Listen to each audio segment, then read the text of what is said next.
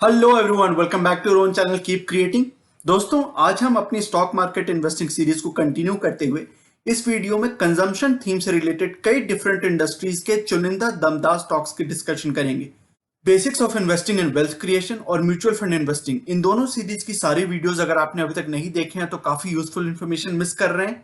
उन्हीं वीडियोस में हमने इन सारे स्टॉक मार्केट सेक्टर्स की कैरेक्टरिस्टिक्स, बिहेवियर और हिस्टोरिकल रिटर्न्स की चर्चा की हुई है।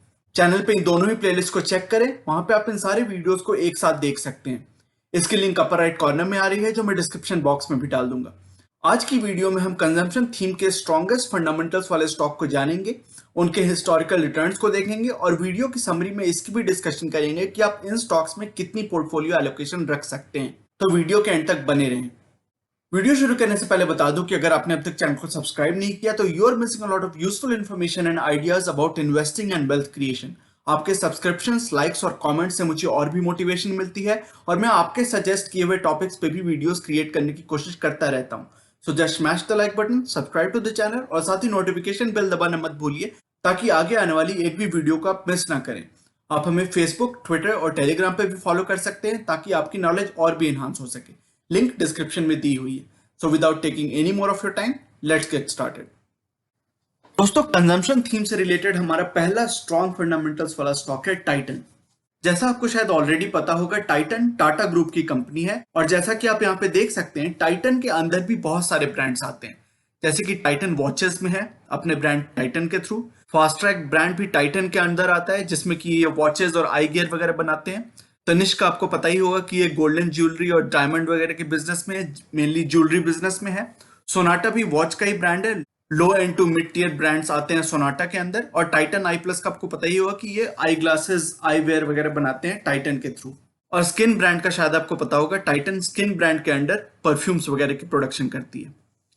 तो ये सारे ब्रांड्स आप यहाँ पे देख सकते हैं कि बहुत सारे मार्केट सेगमेंट्स में, mass market, mid market, premium और लग्जरी सेगमेंट्स, वॉचेस में भी अलग अलग ब्रांड्स हैं जो कि अलग अलग सेगमेंट ऑफ द मार्केट को केटर करने के लिए टाइटन ने बनाए हुए हैं। उसी तरह ज्वेलरी में अलग अलग हैं।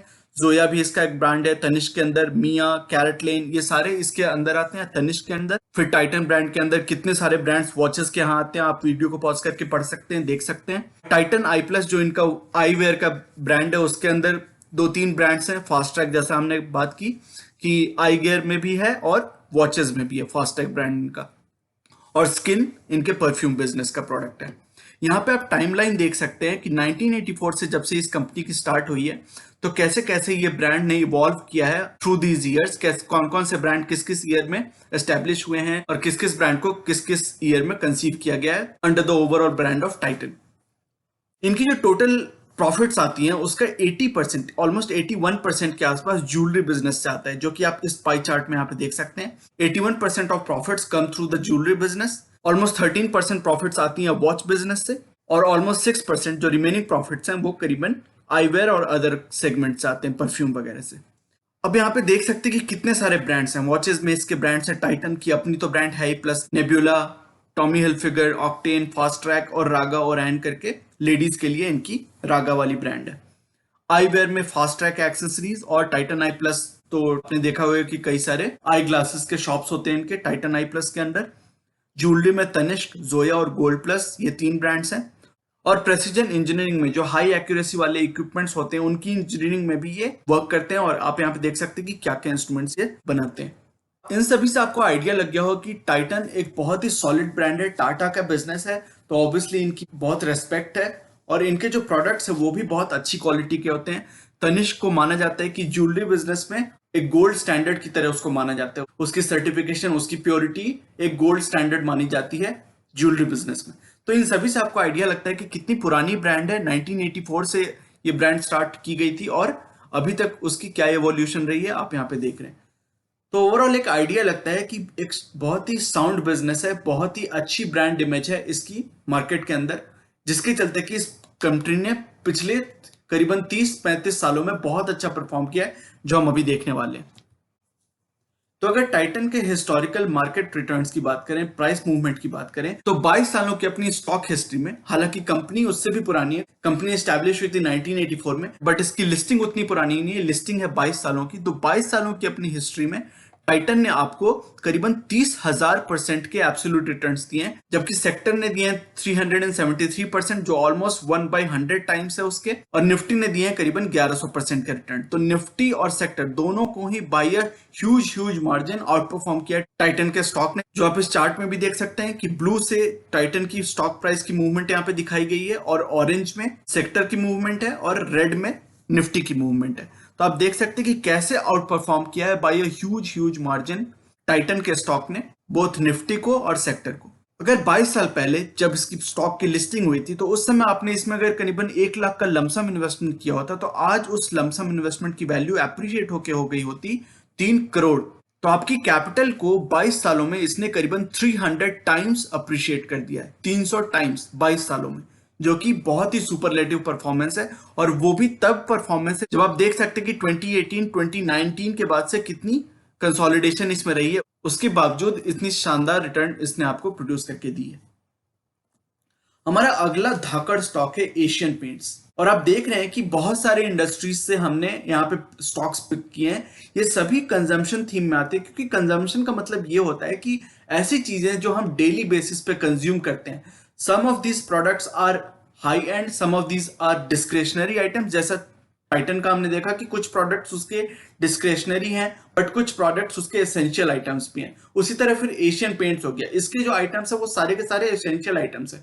आपको घर की पेंटिंग करानी ही होती है, घर की रेगुलर मेंटेनेंस के लिए पेंटिंग की जरूरत है। उसी तरह आप यहाँ पे देखें कि एशियन पेंट्स केवल डेकोरेटिव पेंट्स में नहीं, ऑटोमोबाइल इंडस्ट्री को भी केटर करता है एशियन पेंट्स। तो ऑटो इंडस्ट्री के लिए भी जो इंडस्ट्रियल पेंट्स होते हैं वो भी प्रोड्यूस करती है एशियन पेंट्स। तो हम बहुत सारी इंडस्ट्रीज की यहाँ पे बात करेंगे, और उनमें से जो टॉप स्टॉक्स हैं, जो मार्केट लीडर्स हैं, हम उनकी ही यहाँ पे बात करेंगे। हम बहुत ही पिकी एंड चूजी होने वाले हैं, सारे इंडस्ट्रीज के टॉप स्टॉक्स की यहाँ पे जो भी कंजम्पशन रिलेटेड स्टॉक्स हैं, कंजम्पशन थीम से रिलेटेड स्टॉक्स हैं, उनकी यहाँ पे चर्चा करेंगे।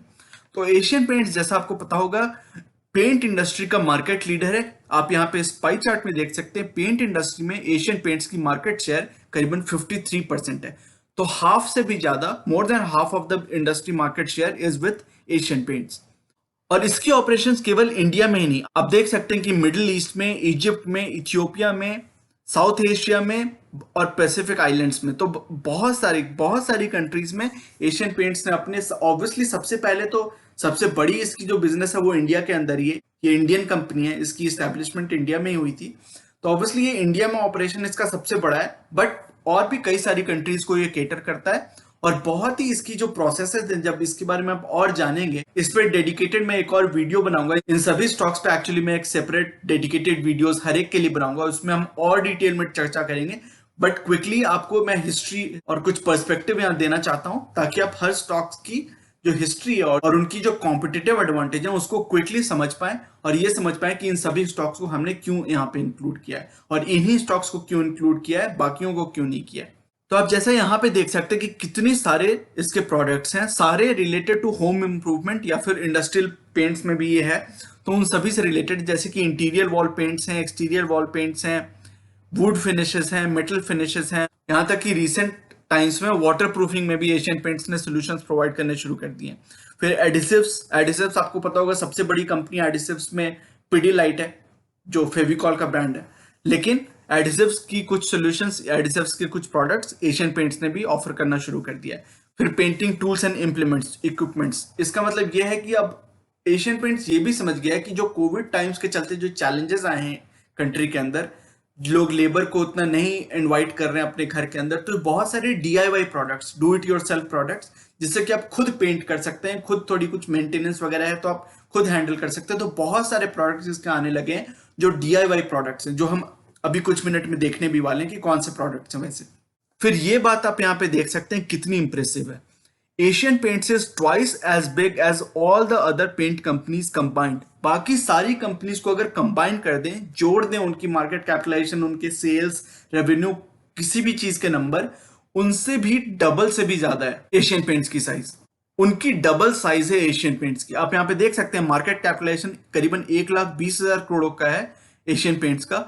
और यहाँ पे सेकंड जो प्लेयर है, सेकंड मार्केट लीडर, वो है बर्जर पेंट्स, फिर कांसाई नेरोलैक और एक्जो नोबल। तो 4 प्लेयर्स मोस्टली इंडिया के अंदर हैं।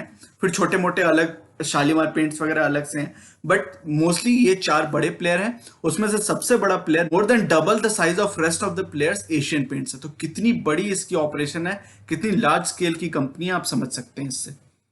आप देख सकते हैं कि क्या इसकी जो डिस्ट्रीब्यूशन नेटवर्क है, और यही मैं एक्चुअली पहले एल्यूड कर रहा था, इस चीज की बात कर रहा था कि इसकी जो ऑपरेशंस हैं और इसकी जो डिस्ट्रीब्यूशन और मैन्युफैक्चरिंग नेटवर्क है इतनी तगड़ी है, इतनी डेटा ड्रिवन है इसकी ऑपरेशंस। हम जब एक सेपरेट वीडियो देखेंगे एशियन पेंट्स पे तो इसमें और भी डिटेल में चर्चा करेंगे कि इनकी क्या कॉम्पिटिटिव एडवांटेज है, क्या बात है कि एशियन पेंट्स की इतनी बड़ी डोमिनेशन है इंडियन पेंट मार्केट में।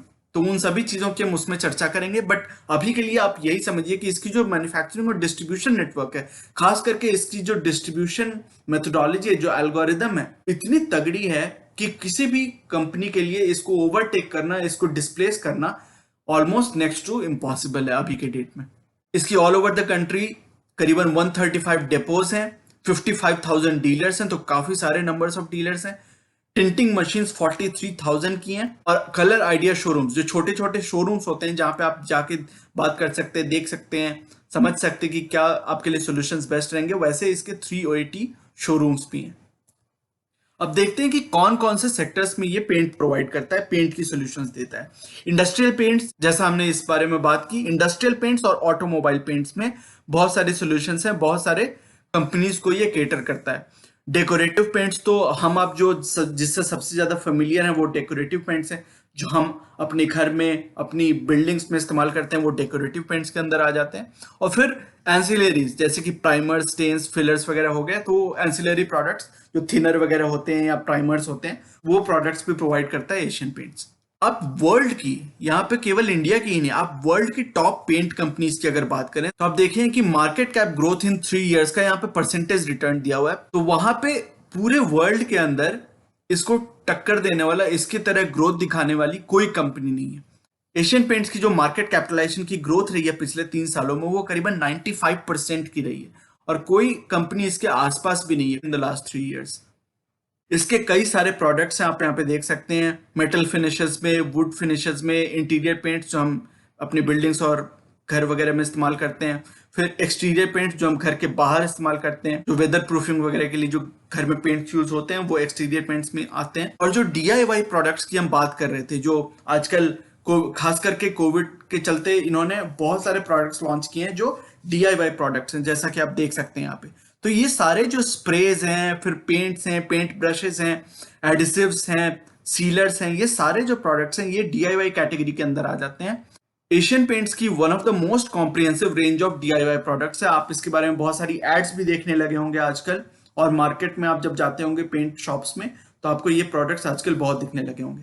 तो एक अलग सेगमेंट ऑफ मार्केट, जो DIY सेगमेंट है मार्केट का, उसको कैप्चर करने के लिए भी एशियन पेंट्स ने बहुत ही इनोवेटिव सॉल्यूशंस निकाले हैं। तो ये दिखाता है कि कंपनी कितनी अडेप्टेबल है, कितनी इनोवेटिव है, और कितनी स्ट्रांग है फंडामेंटली, कि इसके पास कैश फ्लोज इतने तगड़े हैं, इसकी ऑपरेशंस इतनी अच्छी हैं कि they are able to afford changes, and they are so nimble, they are so agile in terms of implementing new solutions to keep their growth trajectory going. तो ये बहुत पॉजिटिव इंडिकेशंस होते हैं, ये बहुत ही पॉजिटिव साइंस होते हैं कि कोई कंपनी आगे चल के क्या आपको ग्रोथ दिखा सकती है। तो Asian Paints is definitely a very strong candidate to be in your portfolio. अगर एशियन पेंट्स के ऑल टाइम रिटर्न्स की बात करें तो आप सिंपली, पहले हम रिटर्न से भी पहले एक चीज देखते हैं कि कितनी कंसिस्टेंट इसकी रिटर्न रही है। आप देखिए कि ऑलमोस्ट HDFC बैंक की अब जब चार्ट देखते हैं तो इस तरह की ग्राफ आपको दिखती है। तो HDFC bank, Asian Paints, Pidilite, ये सब जो है they are in a category of their own, they are in a league of their own. इनके जैसी कंसिस्टेंट रिटर्न्स, कंसिस्टेंट कंपाउंडिंग बहुत कम स्टॉक्स आपको ऑनेस्टली दिखा पाते हैं। तो वो चीज आप यहाँ पे देख रहे हैं कि कैसे 21 सालों में इस स्टॉक ने, एशियन पेंट्स के स्टॉक ने आपको करीबन 8,000% के एब्सोल्यूट रिटर्न्स दिए हैं, जबकि सेक्टर ने दिए हैं 373% के, ऑलमोस्ट 400% के, और निफ्टी ने दिए हैं करीबन 1100% के एब्सोल्यूट रिटर्न्स। तो यहां पे भी आप देख सकते हैं, जैसा कि हमने टाइटन के स्टॉक के साथ देखा था, निफ्टी और सेक्टर दोनों को ही बहुत ही कॉम्प्रिहेंसिवली बीट किया है। 21 सालों में 1 लाख की लमसम इन्वेस्टमेंट को इसने अप्रिशिएट करके कर दिया है करीबन 80 लाख। तो 79.5 lakh, almost 80 times capital appreciation दी है पिछले 21 सालों में एशियन पेंट्स के स्टॉक ने। पेंट इंडस्ट्री से ही रिलेटेड हमारा नेक्स्ट स्ट्रॉन्ग प्लेयर है बर्जर पेंट्स। और यूजुअली आप देखें कि मैं कोशिश करता हूं कि जो इंडस्ट्री के जो मार्केट लीडर्स होते हैं उन्हीं की बात करूं, लेकिन यहां पे आप देख रहे हैं कि एक रिपीटिशन है और उसके पीछे का कारण है जो हम डिस्कस करने वाले हैं कि क्यों मैं एक ही इंडस्ट्री के दो प्लेयर्स की बात कर रहा हूं, दोनों आपकी इन्वेस्टमेंट कंसिडरेशन के लायक क्यों है इसकी बात करते हैं। तो जैसा हमने मार्केट शेयर की ऑलरेडी बात की हुई थी, एशियन पेंट्स सबसे बड़ा मार्केट प्लेयर है, 53% मार्केट शेयर है उसकी। और उसके बाद जो सेकंड प्लेयर आता है वो है बर्जर पेंट्स, इसकी मार्केट शेयर 17% है। जैसा कि आप इस टेबल में देख पा रहे हैं, अलग अलग इंडस्ट्रीज के टॉप 2-3 प्लेयर्स की हम बात कर रहे हैं और ये एक एस्टैब्लिश्ड फैक्ट है। आप बहुत सारे आर्टिकल्स में ये पढ़ सकते हैं कि the top 2-3 players in each industry account for almost 70 to 80% of the total profits। तो जो टोटल प्रॉफिट पाई होती है, जो टोटल प्रॉफिट्स होते हैं किसी भी एक इंडस्ट्री के, द टॉप 2 और 3 players account for 70-80%, 70-80% of the total profit. जो टोटल प्रॉफिट होती है उसके 70-80% जो प्रॉफिट्स होते हैं वो टॉप के 2 या 3 प्लेयर्स के पास जाते हैं और बाकी सारे जो प्लेयर्स हैं वो 10-20% में अपना काम चलाते हैं। तो पेंट्स के अंदर वो बात अगर देखेंगे तो एशियन पेंट्स और बर्जर पेंट्स वो लीडर्स हैं। और फिर अलग अलग इंडस्ट्री के आप यहाँ पे वीडियो पॉज करके देख सकते हैं कि कौन कौन से प्लेयर्स हैं वो टॉप के 2-3 जिनके पास 70-80% प्रॉफिट्स जाते हैं। अब यहाँ पे देखें कि कैसे ये जो FY 2009 यानी कि करीबन 11 साल पहले की बात हो रही है, तो उस समय एशियन पेंट्स के पास मार्केट शेयर था 47%, बर्जर के पास था 13%, और फिर आप कांसाई नेरोलैक का आप यहाँ देख सकते हैं 17%, एक्जो नोबल का 13% और अदर जो छोटे प्लेयर्स हैं शालीमार पेंट्स वगैरह तो वो आ गए 10% के अंदर। अब अगर 5 साल फास्ट फॉरवर्ड करें, FY 14 की बात करें, 2014 FY की, तो मार्केट शेयर एशियन पेंट्स का 47 से बढ़ के हो गया 50, बर्जर पेंट्स का हो गया 13 से बढ़ के 16 और कांसाई नेरोलैक का 17 से घट के 16 हो गया और एक्जो नोबल का 13 से घट के 12 हो गया और अदर प्लेयर्स का जो ये शेयर था, मार्केट शेयर था, वो और भी श्रिंक कर गया, 10 से घट के 6 हो गया। और 5 साल अगर फास्ट फॉरवर्ड करें, FY 19 की बात करें, 2019 की, तो उसमें एशियन पेंट्स का मार्केट शेयर 50 से बढ़ के 54 हो गया, बर्जर पेंट्स का मार्केट शेयर 16 से बढ़ के 18 हो गया, कांसाई नेरोलैक का ऑलमोस्ट सेम रहा, 5 सालों में 16 का 16 ही रहा, एक्जो नोबल फिर से घट के 12 से 11 हो गया और अदर प्लेयर्स जो छोटे प्लेयर्स हैं वो 6 से घट के केवल 1% बचे। तो ये पाई चार्ट इतनी इंटरेस्टिंग है, आप इसमें देख सकते हैं कि कैसे ये इंडस्ट्री इवॉल्व हो रही है इन पिछले 10-11 सालों में। जो बड़े प्लेयर्स हैं उनकी मार्केट शेयर बढ़ती जा रही है, एशियन पेंट्स का हम देख रहे हैं, बर्जर पेंट्स का देख रहे हैं, उनकी मार्केट शेयर बढ़ती जा रही है और जो छोटे प्लेयर्स हैं उनकी मार्केट शेयर श्रिंक होती जा रही है, घटती जा रही है। तो मार्केट में कंसोलिडेशन आ रही है और ये कंसोलिडेशन इसलिए आ रही है क्योंकि ये जो बड़ी कंपनीज हैं ये इतनी वेल रन है, इतनी वेल गवर्नड, इतनी वेल ऑपरेटेड है कि इनके पास इतना कैश फ्लो है, इतना पॉजिटिव कैश फ्लो है, इनकी ROCs, इनकी रिटर्न ऑन इक्विटीज वगैरह इतनी अच्छी हैं कि इनके पास इतनी एक मोट आ गई है मार्केट के अंदर कि एक ग्रास्प बना लिया, एक ग्रिप बना लिया मार्केट के अंदर। हर साल इनकी मार्केट शेयर थोड़ी थोड़ी थोड़ी थोड़ी करके बढ़ती जा रही है और जो छोटे प्लेयर्स हैं वो उनकी श्रिंक होती जा रही है मार्केट शेयर, वो मार्केट से बाहर होते जा रहे हैं। तो ये आपको एक पिक्चर देता है कि कैसे आगे आने वाले सालों में ये पिक्चर और भी बढ़ सकती है, ये मार्केट शेयर और भी बढ़ सकता है इन दोनों प्लेयर्स के लिए, एशियन पेंट्स और बर्जर पेंट्स। अब यहाँ कुछ कंपेयर कर लेते हैं। जैसा हमने बात करी कि मैं यहाँ दोनों प्लेयर्स की क्यों बात कर रहा हूँ, तो कुछ कंपैरिजंस करते हैं। यहाँ पे रिटर्न ऑन इक्विटी हमने एशियन पेंट्स और बर्जर पेंट्स का यहाँ पे देखा हुआ है। रिटर्न ऑन इक्विटी के हिसाब से एशियन पेंट्स आउट परफॉर्म करता है बर्जर पेंट्स को। आप यहाँ पे देख सकते हैं मार्जिनली हायर है return on equity Asian Paints की compare to Berger Paints. Share holding pattern अगर देखें तो प्रमोटर होल्डिंग काफी हाई है बर्जर पेंट्स में, तो इसकी मार्केट में जो फ्री फ्लोट कैपिटलाइजेशन है, फ्री फ्लोट शेयर्स हैं, वो काफी कम है। फाइनेंशियल इंस्टीट्यूशंस का, प्रोमोटर्स वगैरह का इसमें काफी अच्छा खासा इसमें स्टेक है, जिसके चलते इसकी जो डाउनसाइड रहती है स्टॉक में वो काफी कैप्ड रहती है, वो काफी लिमिटेड रहती है, क्योंकि जो मेजोरिटी ऑफ स्टेक है, जो मेजोरिटी ऑफ शेयर होल्डिंग है, वो बहुत ही स्ट्रॉन्ग हैंड्स के अंदर है। तो आप जब प्रोमोटर होल्डिंग और FII जो फाइनेंशियल इंस्टीट्यूशंस हैं, FPI, FII, उनकी अगर होल्डिंग मिला दें तो अच्छी खासी 87-86% के आसपास आपको यहाँ पे होल्डिंग मिल जाती है। और पब्लिक के पास, जो हमारे आपके जैसे पब्लिक इन्वेस्टर्स हैं, रिटेल इन्वेस्टर्स हैं, उनके पास एशियन पेंट्स की 20% शेयर होल्डिंग है, जबकि बर्जर पेंट्स की करीबन केवल 10% के आसपास है। तो ये आपको दिखाता है कि स्ट्रॉन्ग हैंड्स में बर्जर पेंट्स के ज्यादा शेयर्स हैं। और स्टॉक प्राइस कैगर की अगर बात करें, स्टॉक प्राइस कैसे अप्रिशिएट हुआ है एशियन पेंट्स का कंपेयर टू बर्जर पेंट्स, तो हम यहाँ देख सकते हैं कि बर्जर पेंट्स ने आउट परफॉर्म किया है एशियन पेंट्स को भी। हालांकि इसके बहुत सारे कारण हो सकते हैं, राइट, क्योंकि एक हमने देखा कि जो फ्री फ्लोट शेयर्स हैं वो मार्केट में कम है बर्जर पेंट्स के, तो ऑब्वियसली इसकी जो अप्रिशिएशन होगी वो ज्यादा होगी। फिर जैसा हमने देखा एशियन पेंट्स बर्जर पेंट से करीबन 4 गुना बड़ा प्लेयर है। मार्केट कैपिटलाइजेशन बर्जर की करीबन 30,000 करोड़ के आसपास है और एशियन पेंट्स की करीबन 1,20,000 करोड़, तो ऑलमोस्ट 4 to 5 टाइम्स का स्केल बड़ा है एशियन पेंट्स का। तो ऑब्वियसली जब कंपनी बड़ी होती जाती है तो उसमें जो स्टॉक प्राइस मूवमेंट्स होते हैं वो थोड़े ग्रो करते जाते हैं, सैचुरेट करते जाते हैं। तो इसके कारण बर्जर पेंट्स ने स्टॉक प्राइस मूवमेंट के हिसाब से एशियन पेंट्स को मात दिया है, एशियन पेंट्स को चैलेंज किया है यहाँ पे। पिछले आप 1 साल, 3 साल, 5 साल और 10 साल कभी की भी बात करें तो ऐसी परफॉर्मेंस रही है बर्जर पेंट्स की। इसलिए बाकी सारी इन सभी फैक्टर्स को कंसिडर करते हुए कि इसकी ग्रोइंग मार्केट शेयर है, ये दोनों ही बहुत ही शानदार कंपनीज हैं, वेल गवर्नड कंपनीज हैं, अच्छी ऑपरेशंस है दोनों कंपनीज की, इसलिए मैं कहता हूं कि एशियन पेंट्स की अपनी कुछ मेरिट्स हैं। इतनी बड़ी कंपनी है, इसकी ऑपरेशंस बहुत ऑप्टिमाइज्ड हैं, इसकी मार्केट में ग्रिप बहुत बड़ी है, तो एशियन पेंट्स को आप इग्नोर नहीं कर सकते। लेकिन बर्जर पेंट्स भी बहुत अच्छी कंपनी है, रिलेटिवली छोटी कंपनी है, बट इसमें ग्रोथ के भी चांसेस अच्छे दिख रहे हैं। आगे चल के ये भी मार्केट शेयर अपनी बढ़ा सकती है। तो एशियन पेंट्स और बर्जर पेंट्स दोनों के ही अपने अपने प्लसेस हैं, और कुछ प्लसेस एशियन पेंट्स के हैं, कुछ प्लसेस बर्जर पेंट्स के हैं, बट दोनों ही आप कंसिडर कर सकते हैं। आप अगर अपनी पोर्टफोलियो बना रहे हैं तो दोनों कंपनीज को कंसिडर कर सकते हैं। हालांकि दोनों में से कोई एक कंपनी के साथ भी आप जाएंगे तो you will not go wrong. दोनों ही बहुत ही साउंड फंडामेंटल्स वाली कंपनी है, दोनों के ही साथ you can not go wrong. Berger paints की अगर स्टॉक परफॉर्मेंस की बात करें तो 21 सालों में इसने आपको 21,000 ऑलमोस्ट 22,000% के एब्सोल्यूट रिटर्न्स दिए हैं, जबकि सेक्टर ने वही करीबन 373% के और निफ्टी ने 1100% के रिटर्न दिए हैं 21 सालों में। अगर इसी 21 साल पहले आपने अगर इस बर्जर पेंट्स के स्टॉक में 1 लाख का लमसम इन्वेस्टमेंट करा होता तो आज उसकी वैल्यू ग्रो होके हो गई होती करीबन 2.2 करोड़। तो आपकी कैपिटल को ऑलमोस्ट 220 टाइम्स 220 टाइम्स अप्रिशिएट किया है बर्जर पेंट्स के स्टॉक ने। तो ये देख के ये बात एक बार और रीइंफोर्स हो जा रही है कि बर्जर पेंट्स ने क्या शानदार आपको स्टॉक प्राइस रिटर्न्स दिए हैं, और कंपनी अच्छी है। कंपनी अभी मिड साइज कंपनी है, एशियन पेंट्स की जैसी बड़ी कंपनी नहीं है, बट अच्छी फंडामेंटल्स वाली कंपनी है। इस स्टॉक को भी आप कंसिडर कर सकते हैं अपनी लॉन्ग टर्म इन्वेस्टिंग के लिए। हमारे कंजम्पशन थीम से रिलेटेड अगला जो स्टॉक है वो है रिलैक्सो फुटवेयर्स।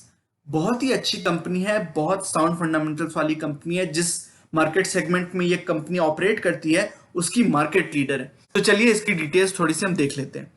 यहाँ पे आप कंपनी की हिस्ट्री देख सकते हैं कि कैसे ये कंपनी इवॉल्व हुई है, कैसे इस कंपनी ने ग्रो किया है। आप वीडियो पॉज करके समझ सकते हैं कि कौन कौन से ईयर्स में कौन कौन सी इसमें माइलस्टोन्स क्रॉस किए हैं, क्या क्या इसमें चेंजेस आए, कौन कौन सी ब्रांड्स इसने क्रिएट किए हैं, वो सारे यहाँ पे आपको दिख जाएंगे। मार्केट शेयर की अगर बात करें फुटवेयर बिजनेस में, अब फुटवेयर बिजनेस में दो चीजें आ जाती। एक तो है मार्केट सेगमेंट जो कैजुअल फुटवेयर को केटर करता है, जो हवाई चप्पल्स हो गए या फिर फ्लिप फ्लॉप्स हो गए, तो वैसी जो सैंडल्स वगैरह हो गई उसको केटर करता है। और दूसरा एक बिजनेस सेगमेंट है जो हाई एंड, थोड़ा mid tier to high end segments हैं, जो शूज, हाई एंड सैंडल्स वगैरह को केटर करता है। तो हम यहाँ पे एक्चुअली मैं आपको बता दे रहा हूं कि अगला जो स्टॉक है वो भी फुटवेयर से रिलेटेड है। और जो हम दो स्टॉक्स की बात करने वाले हैं, आप फिर से बोलेंगे कि मैं सेम सेक्टर के दो स्टॉक्स की क्यों बात कर रहा हूं। यूजुअली हम सेक्टर के मार्केट लीडर की बात करते हैं, बट यहाँ पे फिर से वही बात आ जाती है। ये दोनों जो प्लेयर्स हैं जिनकी हम बात करने वाले हैं वो मार्केट के अलग अलग सेगमेंट्स को केटर करते हैं, अलग अलग सेगमेंट को अटेंड करते हैं। रिलैक्सो फुटवेयर की अगर बात करें तो रिलैक्सो फुटवेयर यूजुअली आप देखें कि इसकी टारगेट कंज्यूमर कौन सी रहती है। तो इसकी जो टारगेट कंज्यूमर रहती है वो एसेंशियल प्रोडक्ट्स यूज करने वाली होती है, वो डिस्क्रिशनरी प्रोडक्ट्स उतनी नहीं होती है। इसकी जो ब्रांड्स आप देख सकते हैं, रिलैक्सो के हवाई चप्पल आते हैं जिनको स्लीपर्स वगैरह आप यूज करते होंगे घर के अंदर, फ्लाइट के चप्पल्स आते हैं, स्पार्क्स इसकी ही ब्रांड है, बहामास भी इसी की ब्रांड है, स्कूलमेट ब्रांड के अंडर ये स्कूल शूज बनाता है बच्चों के लिए। तो अलग अलग इसकी टारगेट ऑडियंस आप देख सकते हैं कि टारगेट कंज्यूमर इसकी all straight of society, fashion conscious consumers, upwardly mobile youth, contemporary generation और स्कूल स्टूडेंट्स, इन सभी को केटर करने की कोशिश करता है। आप यहाँ पे देख सकते हैं कि कहाँ कहाँ पे इसकी ऑपरेशंस है, कहाँ कहाँ पे इसकी प्लांट्स हैं। ऑल ओवर द कंट्री इसकी ऑपरेशंस है, इसके डिस्ट्रीब्यूटर्स है, और इसके स्टोर्स कहाँ कहाँ पे आप यहाँ पे देख सकते हैं। पूरी फुटवेयर इंडस्ट्री की अगर बात करें तो 42% जो मार्केट शेयर है पूरी फुटवेयर इंडस्ट्री में वो है बाटा का। तो सबसे बड़ा प्लेयर, सबसे बड़ा जो मार्केट लीडर आप अगर कहेंगे तो वो बाटा है। और दूसरे नंबर पे आता है रिलैक्सो फुटवेयर्स। लेकिन रिलैक्सो और बाटा इन दोनों के ही जो टारगेट ऑडियंस है वो थोड़ी डिफरेंट है। बाटा मोस्टली थोड़ी mid to higher end segment में को कैटर करने की कोशिश करता है, शूज बनाने की कोशिश करता है और high and chappals, high and sandals वगैरह बनाने की कोशिश करता है। जबकि रिलैक्सो, जैसा कि हमने यहाँ पे देखा कि बहुत ही एक वाइड ऑडियंस को कैटर करने की कोशिश करता है। इसके चप्पल भी आते हैं, हवाई चप्पल भी आते हैं और फिर थोड़े फैंसी चप्पल भी आते हैं, फैंसी सैंडल्स आते हैं और स्कूल शूज भी आते हैं, बच्चों की किड्स के लिए शूज भी आते हैं। अब यहाँ कुछ और मेट्रिक्स हम देख लेते हैं कि इसकी रेवेन्यू फॉर ऑपरेशंस कितनी है, कितने, almost 18 crore pairs, almost 18 crore pair of sandals, pair of chappals ये बेचता है। 9 ब्रांड्स हैं इसके, जैसा हमने देखा कि कई सारे ब्रांड्स हमने डिस्कस भी किए। 50,000 से ज्यादा रिटेल शॉप्स, रिटेलर्स सर्व होते हैं डिस्ट्रीब्यूटर्स के थ्रू।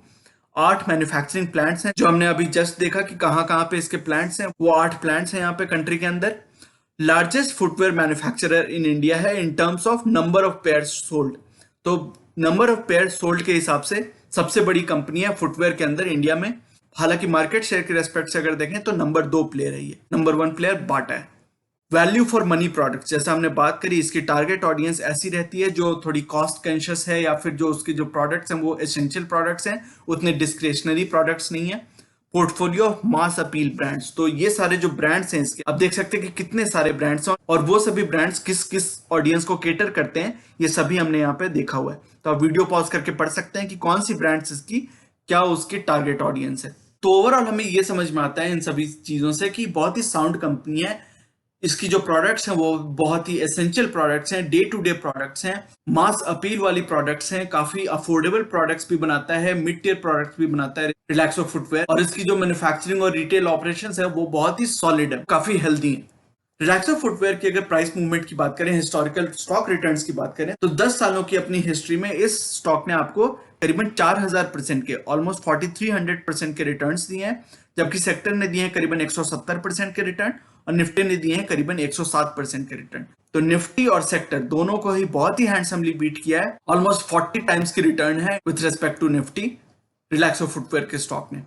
अगर आपने इसमें 10 साल पहले 1 लाख की लमसम इन्वेस्टमेंट करी होती तो आज उसकी वैल्यू ग्रो होके हो गई होती करीबन 44 लाख। तो बहुत ही शानदार रिटर्न्स है। यूजुअली हम बात करते हैं कि एक मल्टी बैगर की डिफिनेशन होती है अच्छे मल्टी बैगर की कि 10 सालों में उसने आपकी कैपिटल अप्रिसिएशन कर दी हो 10 टाइम्स। तो 10 टाइम्स इन 10 ईयर्स हम यूजुअली जब बात करते हैं मल्टी बैगर्स की, तो ये मोर देन 10 टाइम्स है। इसने आपकी कैपिटल को almost 44 times, not only 10 times but 44 times 10 सालों में अप्रिशिएट किया है। तो बहुत अच्छी कंपनी है, काफी साउंड फंडामेंटल्स वाली कंपनी है।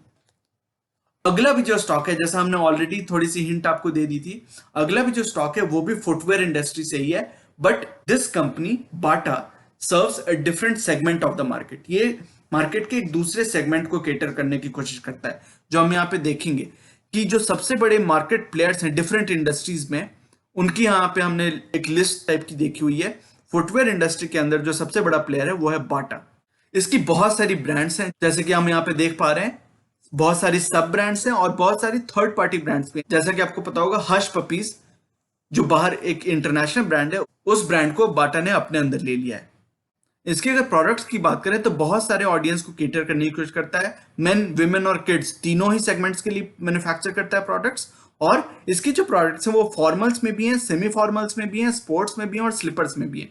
तो रिलैक्सो की तरह ही ये भी सारे सेगमेंट्स में मैन्युफैक्चर करता है। बट फोकस की जहां तक हम बात करें तो रिलैक्सो का जहां पे फोकस रहता है कैजुअल्स और सेमी फॉर्मल्स वगैरह में, बाटा का फोकस ज्यादा रहता है फॉर्मल्स और सेमी फॉर्मल्स में। Oldest shoe brand in the country है ये बाटा, काफी पुरानी बिजनेस है, काफी पुरानी ब्रांड है और बहुत ही रेस्पेक्टेड ब्रांड है इंडिया के अंदर।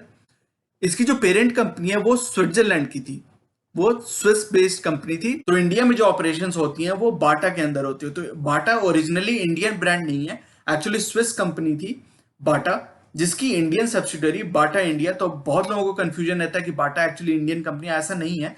बट ये इतना एक हाउस होल्ड नेम हो गया इंडिया के अंदर कि अब इसको एक इंडियन कंपनी के तौर पे लोग मानते हैं और इससे अटैचमेंट फील करते हैं। तो बाटा इंडिया, बाटा जो स्विस कंपनी है उसकी सब्सिडियरी है।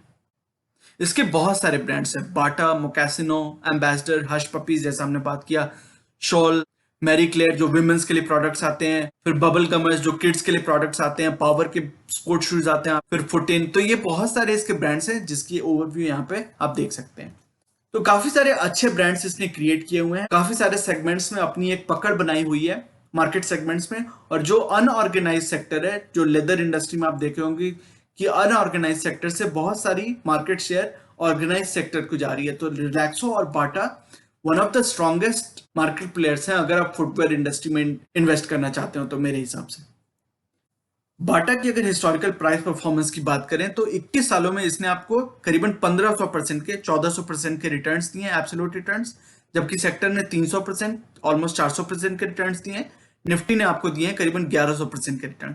तो निफ्टी को भी almost by a small margin इसने आउट परफॉर्म किया और सेक्टर को तो डेफिनेटली आउट परफॉर्म किया है। और ये आउट परफॉर्मेंस तब आई है जब आप यहाँ पे देख सकते हैं कि कोविड के कारण क्या इसमें भयंकर गिरावट आई थी। ये करीबन 1750-1800 के आसपास ये मार्केट में ट्रेड हो रहा था ये स्टॉक, और आज की डेट में ये करीबन 1200-1300 के बीच में ट्रेड हो रहा है। तो इस भयंकर गिरावट के बाद भी इसने आपकी कैपिटल अप्रिशिएट की है 21 सालों में करीबन 1400%। अगर आपने इसमें 21 साल पहले 1 लाख की लमसम इन्वेस्टमेंट करी होती तो आज उसकी वैल्यू हो गई होती अप्रिशिएट होकर करीबन 15 लाख। तो अगर फ्रैंकली बोला जाए तो one of the highest returns तो नहीं है, हमने कई सारे स्टॉक्स देखे हैं जिसने इससे कहीं ज्यादा आपको रिटर्न्स प्रोवाइड किए, बट कंपनी की फंडामेंटल्स इतनी स्ट्रांग है और अगर ये कोविड नहीं होता तो इसकी रिटर्न्स और भी हैंडसम अभी दिख रही होती। लेकिन मुझे लगता है कि जैसे जैसे हम कोविड से बाहर आएंगे और जैसे जैसे बच्चे स्कूल जाना शुरू करेंगे, एम्प्लॉयज ऑफिस जाना शुरू करेंगे, हम अपनी नॉर्मल लाइफ में वापस लौटेंगे, तो ऑब्वियसली ये जो बाटा में जो एक बड़ी गिरावट आई है उसकी टर्न अराउंड होगी, वो बिजनेस साइकिल फिर से चेंज होगा और इसमें पॉजिटिविटी आपको दिखेगी, ऐसा मेरा विश्वास है। तो रिलैक्सो और बाटा दोनों ही अच्छी फंडामेंटल्स वाली कंपनीज हैं।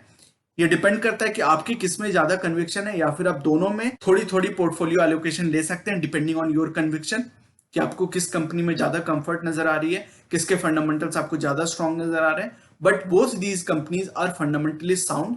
बस मेरा ये पॉइंट था यहाँ पे। दोस्तों आज की वीडियो को हम यहीं तक लिमिट करते हैं, अदरवाइज वीडियो काफी लंबी हो जाएगी और मैं ये नहीं चाहता कि आप ऐसी इंपॉर्टेंट डिस्कशन में बोर्ड फील करें। अगली वीडियो जो कि इसी वीडियो का पार्ट 2 होगा, उसमें हम अपनी डिस्कशन को कंक्लूड करेंगे और मैं आपके साथ अपनी ओवरऑल थॉट्स भी शेयर करूंगा। So definitely make sure to watch part 2 of this video. अगर आज की वीडियो कंटेंट आपको पसंद आया है तो वीडियो करें लाइक। अगर आपको लगता है कि इस इंफॉर्मेशन से किसी की मदद हो सकती है तो इसे अपने दोस्तों और फैमिली मेंबर्स के साथ शेयर करें और चैनल को करें सब्सक्राइब। मिलते हैं अपने अगले वीडियो में एक और टॉपिक के डिस्कशन के साथ। तब तक के लिए take care and see you soon. Bye bye.